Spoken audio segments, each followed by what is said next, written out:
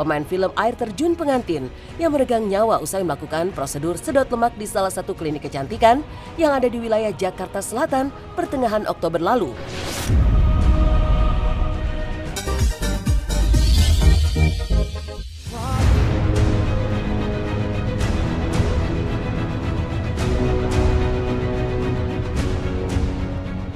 Geger, kini tengah heboh langkah instan melangsingkan tubuh lewat prosedur sedot lemak yang menelan korban jiwa, termasuk dari kalangan selebriti tanah air. Yang terbaru menimpa Nani Darham, pemain film air terjun pengantin yang meregang nyawa usai melakukan prosedur sedot lemak di salah satu klinik kecantikan yang ada di wilayah Jakarta Selatan pertengahan Oktober lalu. Ia sempat tak sadarkan diri saat sedot lemak berlangsung di klinik kecantikan itu. Nani pun akhirnya menghembuskan nafas terakhirnya dalam perjalanan menuju ke rumah sakit. Keluarga yang menduga almarhum menjadi korban malpraktik dari pihak klinik kecantikan tersebut kemudian melaporkan kasus ini ke Mapolres Metro Jakarta Selatan. Pilihan dari pihak keluarga untuk mendapatkan keadilan untuk adik saya ya. Dengan apa yang terjadi ini, saya diinformasikan dari pihak di klinik itu izinnya udah dilepas, dan dari kita sendiri keluarga ingin akan ada penyusutan yang tentunya ada konsekuensi pidana ya bagi pihak-pihak tenaga medis yang terlibat. Adik saya komplikasi yang dilarikan dan satu terjadi meninggal dunia.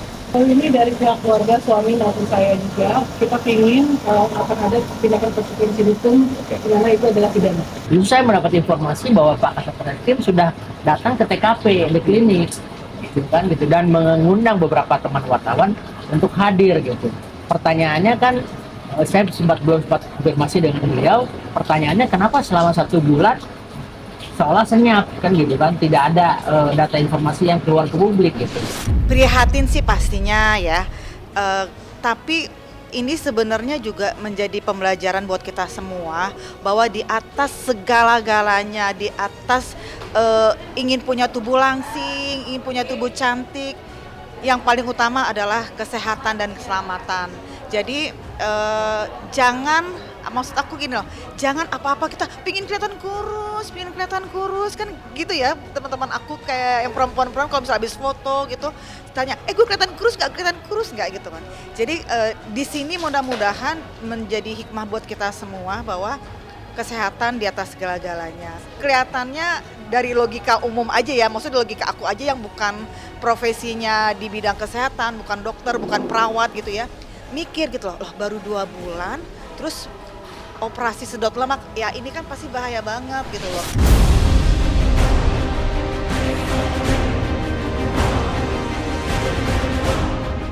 Konon, sebelum memutuskan untuk melakukan prosedur sedot lemak, Nani baru 2 bulan melahirkan buah hati keduanya.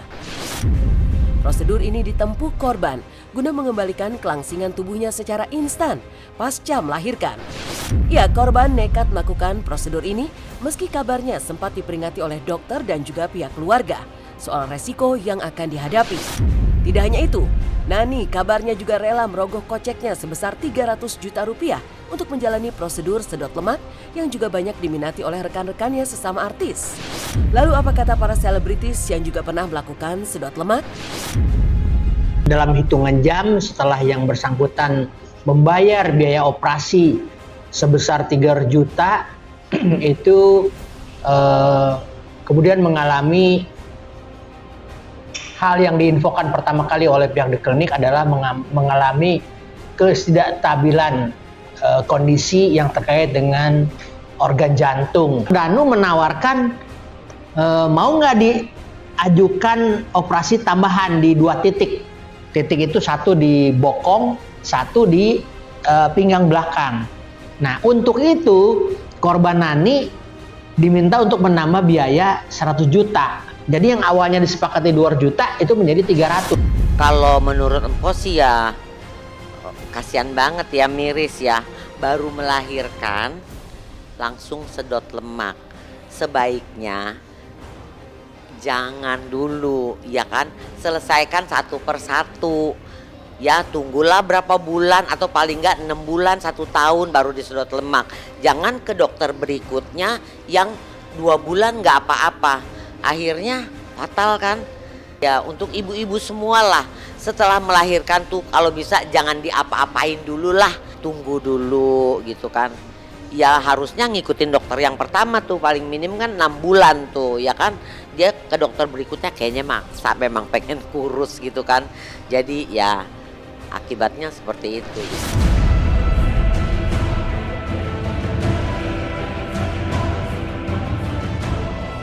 Namun nasib berkata lain. Alih-alih mendapatkan tubuh langsingnya kembali, artis kelahiran 26 April 1986 ini diduga harus meregang nyawa di tangan 3 dokter dan beberapa perawat yang menanganinya.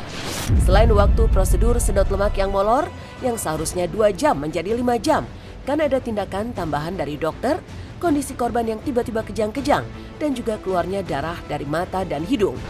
Sontak memantik kecurigaan keluarga jika korban mengalami dugaan malpraktik dari para dokter dan juga perawat di klinik kecantikan tersebut. Saya tidak tahu kalau ada penambahan proses yang terjadi di tanggal 21.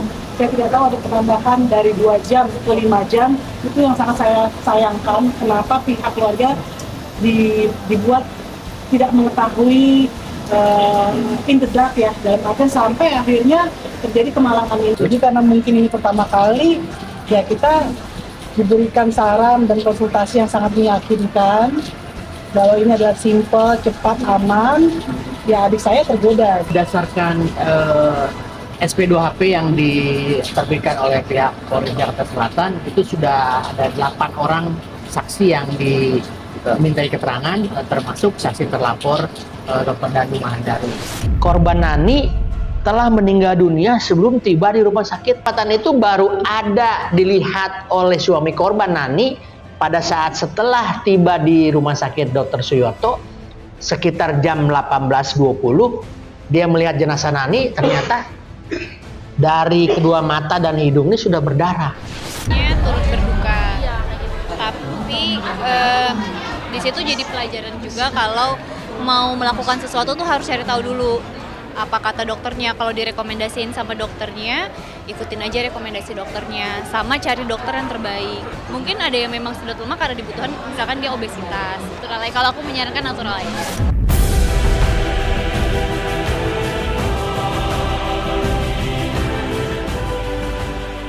Terlepas dari dugaan malpraktik yang dialami Nani Darham, pada kenyataannya, prosedur sedot lemak bukanlah hal yang asing di kalangan pesohor tanah air.